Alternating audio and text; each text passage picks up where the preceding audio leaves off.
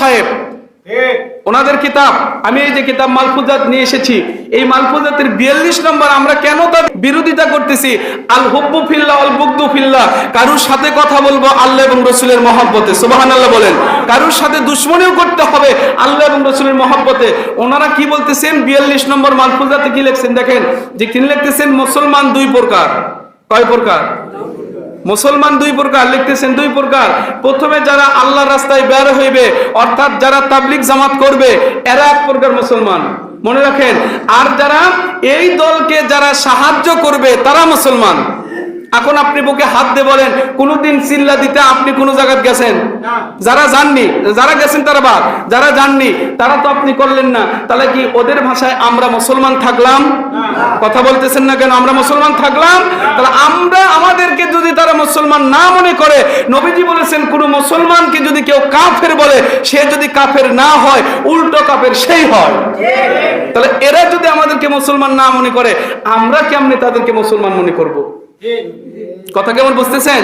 আমি কিন্তু বলেছি যে আমি তাদের দলের বিরোধী নই, আমি তাদের কার্যকলাপের বিরোধী। কারণ তারা যে কাজ করতেছেন মা আনা আলাইহি ওয়া সাহাবীর ভিতরে তা নাই। আমি এবং আমার সাহাবীদের যেই কাজটা করেছেন রাসূল, যেই কাজটা করেছেন সাহাবী, এর ভিতরে যদি এনারা থাকে, আমরা তাদেরকে আমাদের মাথার তাজ মনে করব। কথা বল না কেন? তারা আমাদের মাথার তাজ হবে।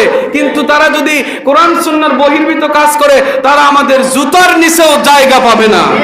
এটাই ইমানের সবচেয়ে বড় দাবি। 50 নম্বর মালফুজাতের ভিতরে তিনি লিখতেছেন যে এই তাবলীগ জামাতের তরিকা, মনে রাখবেন, এই তাবলীগ জামাতের তরিকা আমার উপরে এই স্বপ্নের মাধ্যমে দেওয়া হয়েছে। আর এরা কি বলতেছেন? এরা বলতেছেন এই কাজটা নবী আলাকাম। ইলিয়াস সাহেব কি নবী? কথা কয় না। ইলিয়াস সাহেব কি নবী? ইলিয়াস সাহেবকে যদি কেউ নবী মনে করে, নবীও লাগবে না, যদি সাহাবীও মনে করে, বেঈমান। তাহলে তারা যুবকেরা তরুণদেরকে নিয়ে যাচ্ছে মসজিদে, মসজিদে নিয়ে গিয়ে কি করতেছে?